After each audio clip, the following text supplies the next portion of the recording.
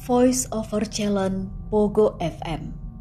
Judul Uang Basangan. Karya Zilan Agatha. Bab 3 Makhluk Seram.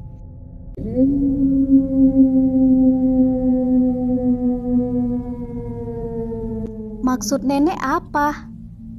Itu ayah.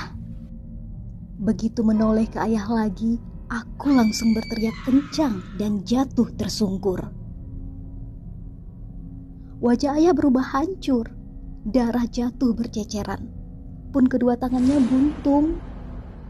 Nenek langsung menarik tanganku menjauh masuk kamar. Ia balik lagi ke depan sana, entah untuk apa. "Diam di situ, jangan gerak," titah nenek. Aku yang penasaran pun diam-diam mengintip di balik pintu. Nenek terdengar mengumpat, mengusir sosok yang menyerupai ayah itu dengan bentakan dan bahasa kasar. Aku tak tahu artinya, karena menggunakan bahasa Jawa. Setelahnya, nenek menutup pintu rapat-rapat. Ia berjalan mendekati kamarku. Gegas aku berlari menuju ranjang dan berpura-pura tidur. Kukira ada apa. Ternyata nenek hanya mengelus rambut dan mematikan lampu. Ia keluar. Perasaanku masih tak nyaman. Baru kali ini melihat hantu yang sangat menyeramkan. Jantung berdebar kencang. Karena tak bisa tertidur, aku menelepon Daisy untuk menemani. Namun, sepertinya dia sudah tertidur lebih dulu. Panggilan tak terjawab. Duk, duk, duk. Suara itu berasal dari atas atap. Aku terdiam sejenak karena takut. Lantas berlari keluar kamar dan memanggil nenek. Namun, langkahku terhenti di ambang pintu. Kulihat wajah tua itu duduk di lantai, bersandar di ranjang sambil memeluk figura. Ia menangis tanpa suara. "Kangen."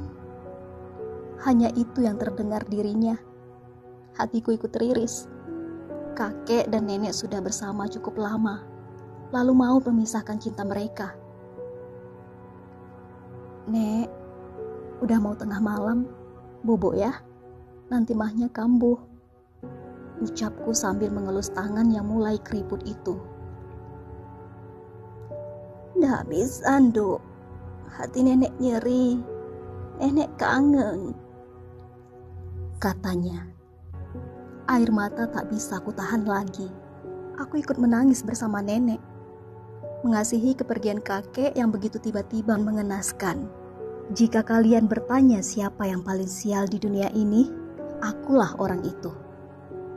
Aku tidak sempat melihat jenazah kakek untuk terakhir kalinya. Ialah yang paling menyayangi dan selalu membela jika aku dimarahi ayah. Sekarang ia telah pergi untuk selamanya. Kudekati Bunda yang masih berkabung. Ia memeluk erat-erat baju koko kesayangan kakek itu. Tetesan air mata telah membasahi kain yang Bunda dekap sejak tadi. Ingin bertanya apa penyebab kematian kakek.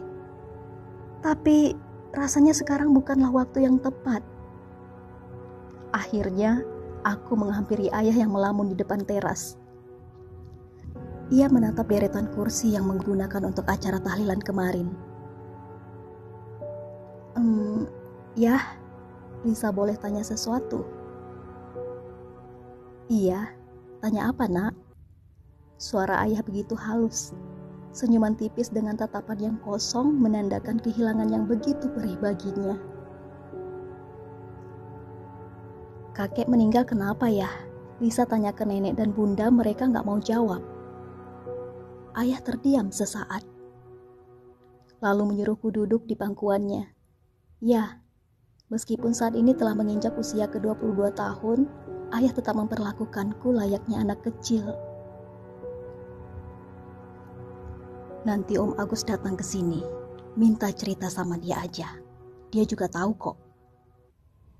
"Kenapa Om Agus?" "Oh ya, nanti kalau kamu nemu uang di jalan, jangan langsung diambil.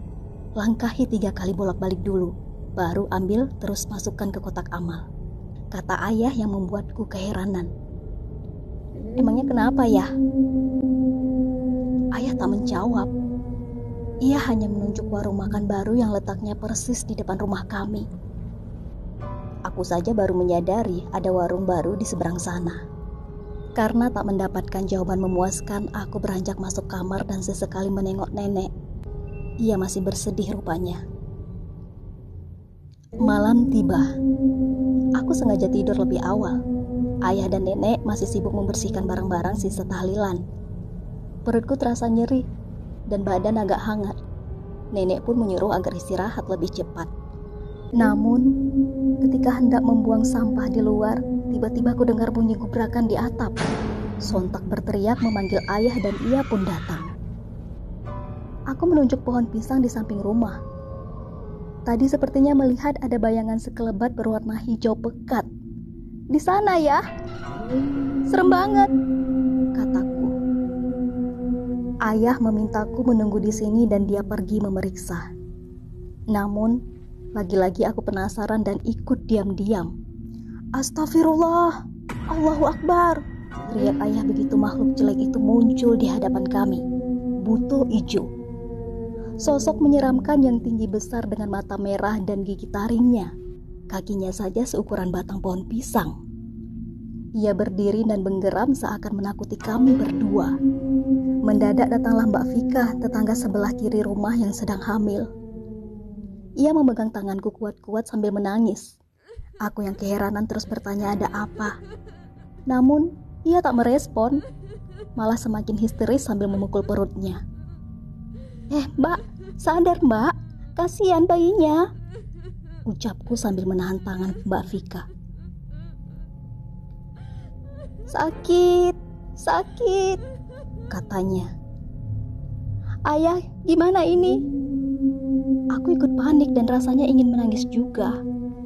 Jeritan Mbak Vika seiring dengan geraman dari Buto Ijo. Makhluk itu terus bergelut dengan ayah.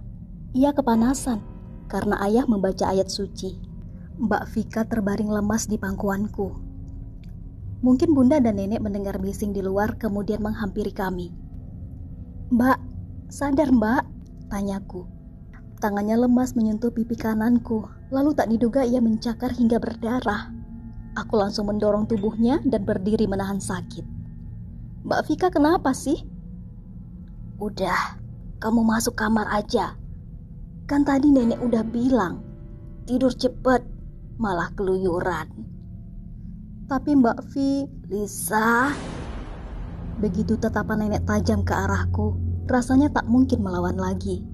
Kamu obati anakmu cepat sebelum darahnya diisap Buto Ijo.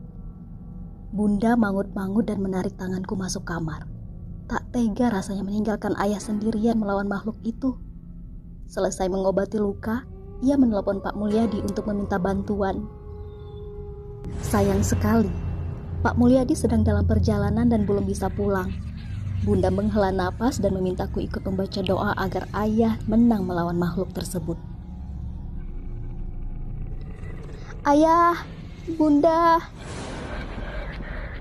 Aku berteriak panik begitu terbangun dari tidur dan mendapati banyaknya jejak tangan berdarah di spray. Bunda yang melihat pun ikut heran. Ia memintaku segera turun dan pergi mencuci spray itu. Sedangkan aku masih terdiam di kursi sambil memeluk tubuh nenek. Nek, Lisa kenapa? Ada yang jahat sama Lisa? Tanyaku menahan tangis. Nyawa belum terkumpul sepenuhnya, lalu mendapat hal seaneh ini. Kukira tadi hanya mimpi. Rajin berdoa sama Allah ya Nduk. Jangan tinggalkan salat. Nanti malam kita salat tahajud sama-sama. Kita minta perlindungan. Jelas nenek. Buto Ijo itu ngapain sih nek? Kenapa dia nakutin kita? Menurut nenek, dia ada sangkut pautnya sama kematian kakekmu, Nduk. Nanti kita tanya ke Pak Mulyadi. Hanya beliau yang tahu. Kematian kakek saja masih menjadi misterius untukku.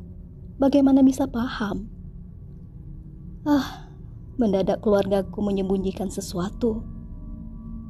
Sekilas aku melirik keluar jendela dan tiba-tiba muncul tulisan berwarna merah. Kamu akan mati.